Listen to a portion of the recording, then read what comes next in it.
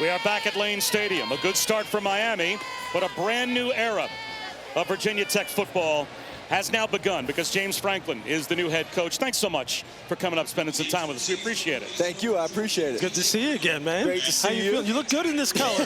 It looks nice. The maroon brings out my eyes, they tell me. I heard you say that earlier. You know, there's a lot of movement in the world of college football, head coaching-wise, and your name could have been and probably was brought up with a lot of jobs, and yet you thought this marriage immediately was the right place for you and the right place for Virginia Tech. Why? Well, I think the first thing is they were very aggressive from the beginning. They had a plan in place. It wasn't like, let's work through this together. They already had a plan in place, which I think was very helpful in the process. And at the end of the day, it's what you see around here. There's great passion and support for this place, has been for a long time. And now it's my job and our job to get this program back where everybody wants it to be. James, one of the people who are responsible for the passion that exists around here is Coach Frank Beamer. And you made it a point to seek out his blessing before you accepted this job, which I thought was fascinating and I thought was really cool. Like, can you kind of explain, like, why that was so important to you to do that? Well, I think it's the point you just made. First of all, I've gotten to know Coach Beamer for a long time on the Nike trip and just following his career, obviously. I got a ton of respect for what he's been able to do across his career, but also specifically, obviously, here at Virginia Tech. So I wanted to call him to pay respect, number one. Right. He built this program. Everybody loves him and his family. So I called my father-in-law, Sanya Allah, and asked for his blessing to marry his daughter. I've done it twice now. I called Frank Beamer and I said, Coach, I'm about to make this decision, and before I do, I want your blessing to make sure you would be comfortable with me taking over your program. And him and his wife were phenomenal. I called him 3 times. He didn't answer the phone. I called his wife. You were starting to wonder? Yeah, I called his wife. She answered, and then it was great. Yeah, you know what? Team building in college football has changed. Look, you've gone through 2 different programs already and kind of resurrected them. What has changed from your time at Vanderbilt to Penn State to here as far as how to build up a modern-day, big-time FBS college football program? And is it different from place to place, from conference to conference? Like, what is that going to look like for you here? Yeah, so I think the first thing is your point. In the last 5 years, college football has changed probably more so than the 75 years before it. So, you know, you could take lessons from Vanderbilt, and you could take lessons from Penn State, but the reality is all these places are unique and sophisticated, and you got to have a plan that makes sense. So I got to do a really good job of surrounding myself with people that have great institutional knowledge, great community knowledge, and then the reality is I got to get everybody to understand and embrace.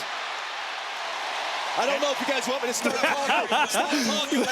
Hey, I saw your face get real serious. You were like, okay, that looks pretty good right there. No, that's okay. It's all right, man. I want everybody to embrace the new college football. And for a lot of places, they've struggled with it, right? It's so far into what people know. But the reality is when the industry changes in any industry, you got to be bold and aggressive in that industry, and that's what we're going to do. Well, Kyron Drones and Marcellus Hawkins putting together a drive here for your Hokies, and it's continuing. Pretty good-looking freshman, and Jeffrey Overton gets it to the 25-yard line. And you know what, Brent Pry, you really got emotional during your press conference when his name was brought up. Why? Well, I'm a people person, right? And I've been doing this for a long time. Brent Pry's dad was my offensive coordinator in college. Brent's first year coaching was my senior year. So he means a lot to me, him and his family.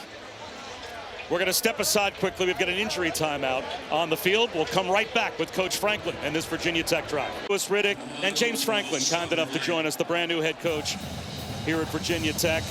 And the future of this program to you, the ceiling is what? Well, obviously, I'm still determining that, but I wouldn't have took the job if I didn't think we could do some very, very special things. That's based on the history, tradition. That's based on the location. That's based on the passion in the stadium. And that's also based on the investment that this university is now making. Kyron Drones on 3rd and 9. Out of the pocket. And a check down in the right flat. Hawkins. Close enough they might go for it. We'll see. James, we've had some great conversations in the past in production meetings about what does it take to win in modern day football, high level football, whether it be FBS, whether it be in the NFL? And one of the things you had introduced me to and made me think about was the fact that you told me one time, the wide receiver position, the ability to produce explosive plays is like priority #1 because of the way it can change games in one play. How are you looking at building this like what are your priorities when you're thinking about building a powerhouse program in 2026? What do you need? Well, I also think part of it is where are you at?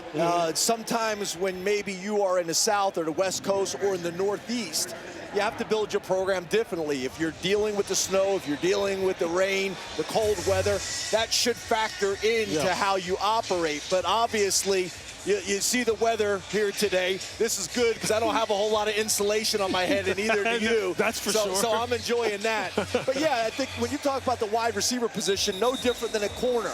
If you feel like you can lock people down at corner, it allows you to get an extra man in the box to defend people. No different on offense. If they are scared of your wide receivers and they got to remove a safety, it helps your run game. The other thing is a running back's typically going to have to make 2 to 3 guys miss or break tackles to go 80. A wideout, 1 or 2 guys make miss and go 80, and those guys can change the game like that. I thought that conversation when we had that, I went back and I was thinking, man, he's got a great point right there. And you see it now. You see it reflected in the salaries that guys are making at the NFL level at wide receiver. Correct. And how some of the guys in college football, these young wide receivers are coming in and just taking the game by storm immediately.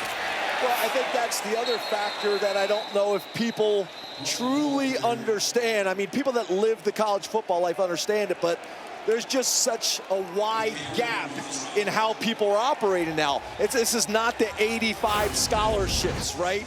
You're talking about some programs with between $40 and $45 million in NIL rosters. You got other programs at 15, right? Yeah. So this is very different than the days of 85 scholarships. And for the most part, at least above the table, a level playing field. I got you. Miami gets the stop on downs. We're going to let you go and enjoy the rest of the game. Thanks a lot for the time. Appreciate it. So bad. Hey, it's pretty good, but you got about a decade or two to get down there and make a difference. That's right. Good to see you, Coach. So much. Absolutely. Thanks a million. Thanks, guys. All righty.